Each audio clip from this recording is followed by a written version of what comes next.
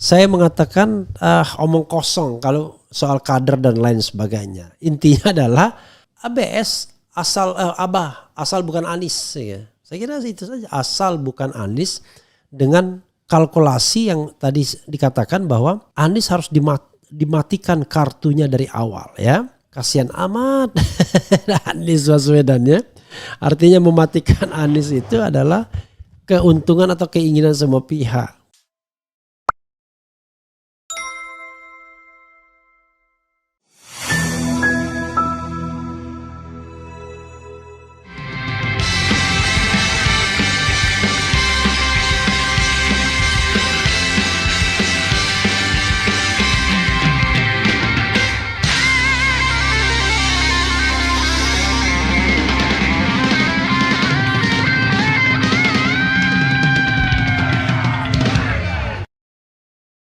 Assalamualaikum warahmatullahi wabarakatuh.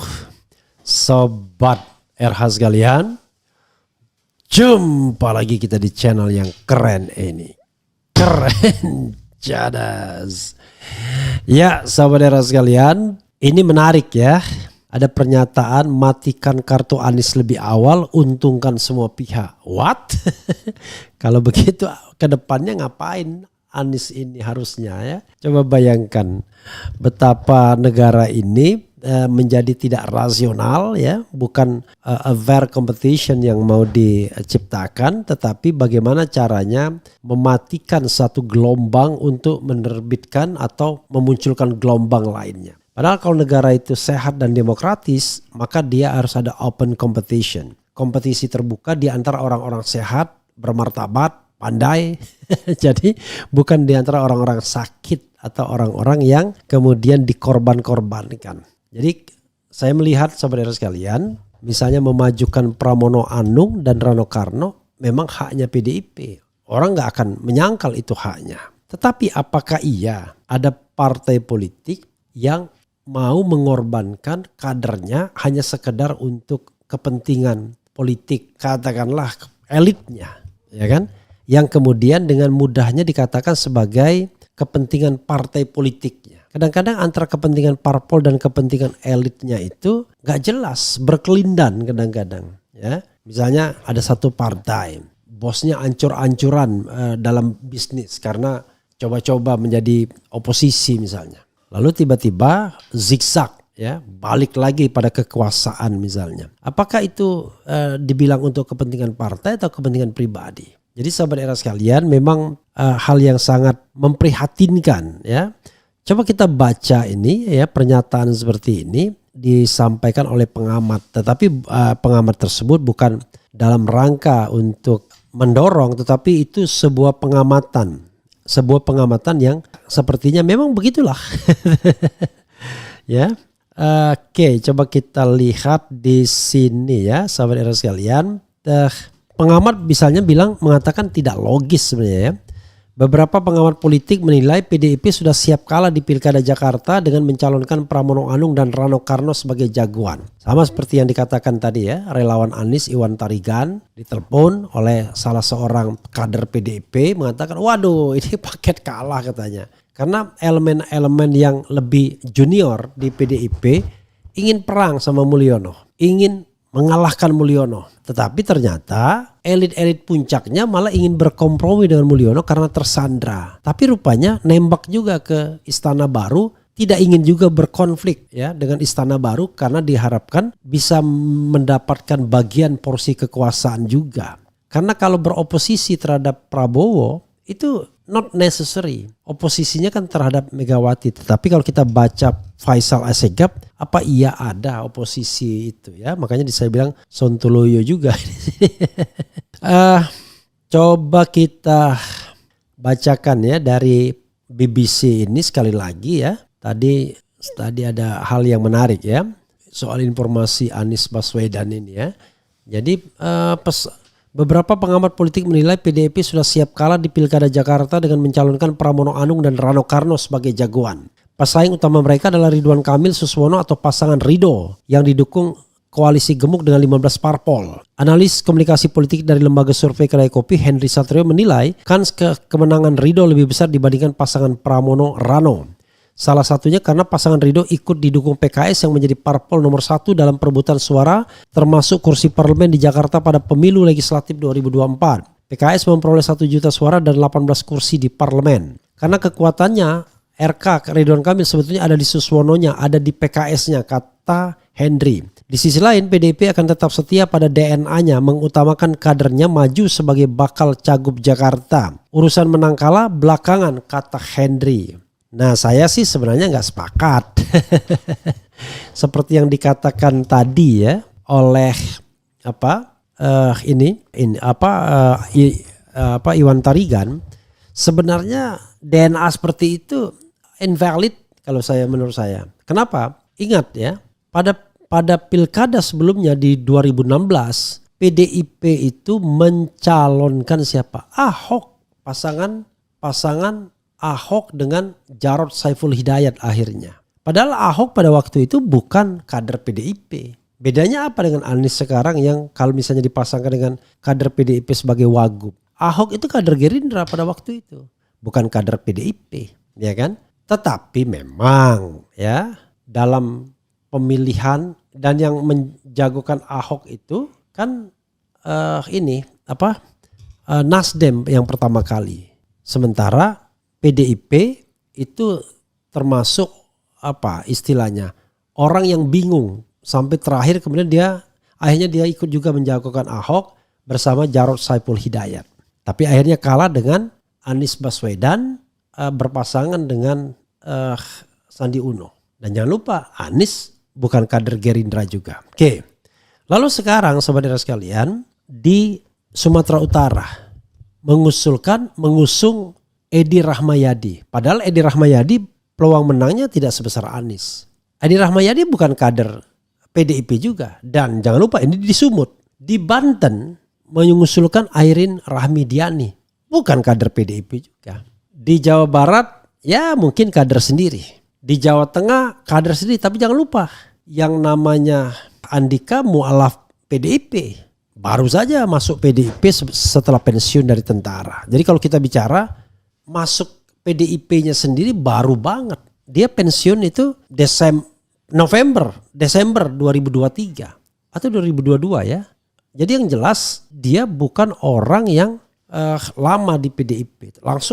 Dan baru menyatakan sebagai kader PDIP. Jadi bullshit lah kalau menurut saya. Bilang memajukan kader dan lain sebagainya. Intinya adalah siapa yang punya peluang menang dan siapa yang punya resources banyak. Itu yang diajukan biasanya. Dulu yang diajukan siapa? Fauzi Bowo, PDIP, gak ada masalah ya ketika itu. Tetapi akhirnya karena Prabowo kemudian membawa Ahok, akhirnya Jokowi Ahok. Pada awalnya yang didukung Fauzi Bowo. Waktu yang ngeroyok rame-rame, Adang Doro Jatun melawan Adang Dani dari PKS kan rame-rame juga gitu. Jadi kalau Fauzi Bowo bukan kader PDIP. Jadi saudara sekalian, saya mengatakan omong kosong kalau soal kader dan lain sebagainya. Intinya adalah ABS asal bukan Anies ya. Saya kira itu saja, asal bukan Anies dengan kalkulasi yang tadi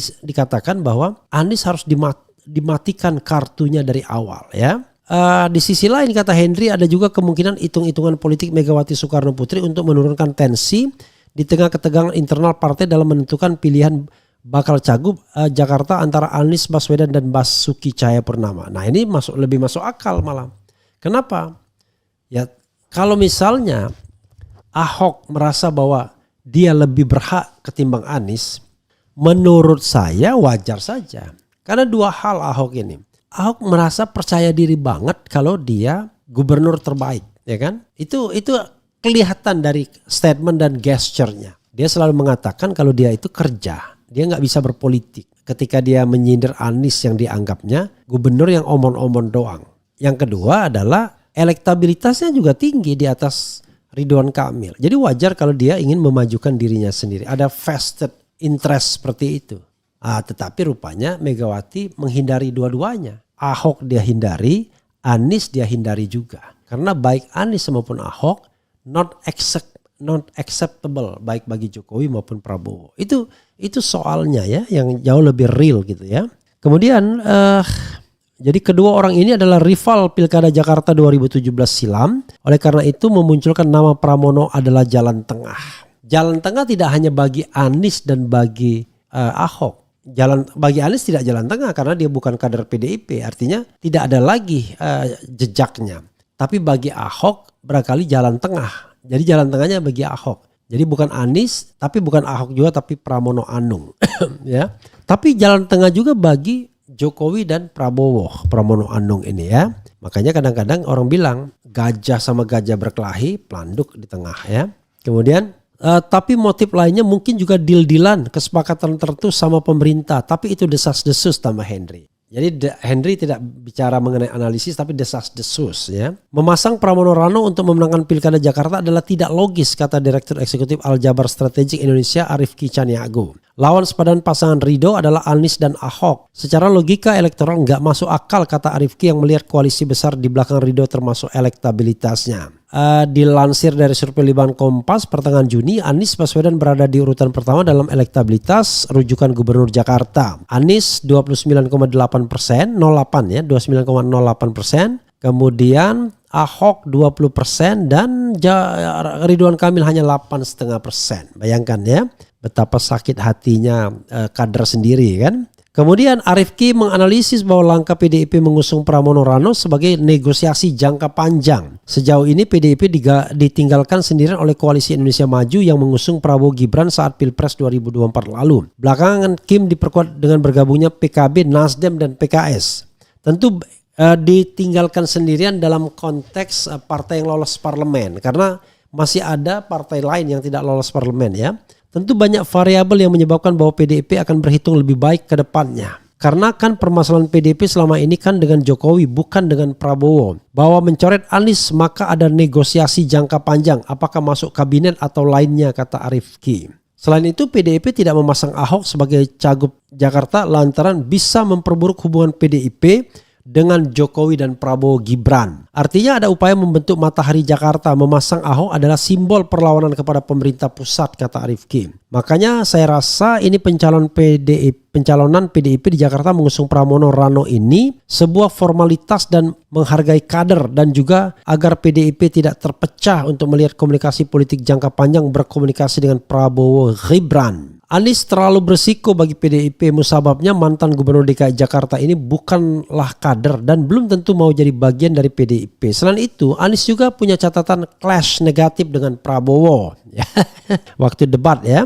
Memilih Anies, kata Arifki, juga akan mengganggu konstelasi politik di tahun 2029. Jika berlayar di Pilkada Jakarta dan menang, maka Anies akan menjadi lawan kuat dari Prabowo, Gibran, Puan Maharani, termasuk Ganjar Pranowo dan Ahok pada Pilpres 2029. Termasuk juga AHY, makanya AHY ikut mantau ya, SBY. Makanya mematikan kartu Anies lebih awal itu menguntungkan semua pihak. Apakah pihak di internal PDIP atau pihak di partai lain, kata Arifki. Kasihan amat Anies Baswedan ya. Artinya mematikan Anies itu adalah keuntungan atau keinginan semua pihak. Berat sekali ya.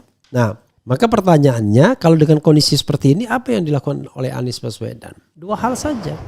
Masuk gelombang atau menciptakan gelombang sendiri. Kalau masuk gelombang, Anda tidak mungkin lebih besar dari gelombang itu sendiri. Tapi kalau menciptakan gelombang, hati-hati. Bisa nggak kuat, mental sendiri. Jadi itu saja pilihannya. Kalau dalam bahasa yang lebih ringannya adalah masuk salah satu partai politik atau membangun partai politik sendiri. Nah kalau ditanyakan ke relawan, sobat era sekalian, ya pastilah membangun partai politik sendiri. Karena kalau membangun partai politik sendiri, saya yakin para relawan mau bergabung paling tidak dengan semangatnya. Dan Anies mungkin termasuk orang yang mampu membangun partai politik secara cepat walaupun tidak mudah ketika harus menggerakkan mesin pemilunya karena itu uang. Tapi kalau sekedar memenuhi representasi kantor, kan di rumah juga bisa. Kalau memenuhi representasi kantor, keterwakilan dan lain sebagainya, itu barangkali nggak susah. Tapi ketika harus bergerak sebagai mesin pemilu, nah itu yang kemudian tidak mudah dan kadang-kadang menghilangkan idealisme. Makanya kalau bikin partai itu tidak boleh instan. harus menjadi platform perjuangan yang betul-betul bisa dijaga idealismenya dan tidak pragmatis akhirnya. Karena itu yang orang-orang yang pragmatis biasanya akan tidak kuat dan mengundurkan diri. Tapi di sisi lain tantangannya partai itu juga tidak boleh didedikasikan hanya untuk satu orang. Anies harus berkelompok, harus bergerombol dengan orang-orang yang sehati sepemikiran dengannya. Jadi bukan one person show seperti partai politik di semua tempat yang sekarang baru saja 2024 ini Munas, kemudian Muktamar, Kongres, dan semuanya calon tunggal. Mulai dari Megawati calon tunggal, memperpanjang jabatannya. Kemudian yang terbaru Nasdem calon tunggal. Kemudian sebelumnya lagi PAN calon tunggal. Kemudian Golkar walaupun berganti calon tunggal. Kemudian PKB calon tunggal. Jadi tidak ada partai yang demokratis. Semuanya partai feodal, tetapi mereka mengatakan bahwa mereka adalah orang yang demokratis. Bagaimana membangun demokrasi di tengah feodalisme partai politik? Itu soalnya ya. Kalau ngomong begini kita dimusuhin oleh partai politik. Karena elit-elit itu kan berseliweran di partai politik semua. Media-media mainstream milik partai politik semua. Tapi ya kita harus menyampaikan dan mengatakannya bahwa realitas itulah. Jadi kalau kita bicara teriak-teriak tentang demokrasi, tentang egalitarianisme, tentang kesederajatan, enggak, itu bullshit. Tidak ada partai politik yang bicara tentang kesederajatan dalam praktek ya. Tetapi dalam wacana mungkin iya ya. Itu Sobat Era sekalian, coba kita bacakan sedikit komentar Sobat Era terkait dengan ini ya. Golput aja, oh ya coba saya lihat dulu bagaimana posisi terakhir dari ini ya, dari polling yang kita bikin. Jadi tadi pollingnya adalah begini ya Sobat Era sekalian, sudah berapa ribu ya, sudah 27.000 yang voting ya, ditampilkan mungkin Jido ya.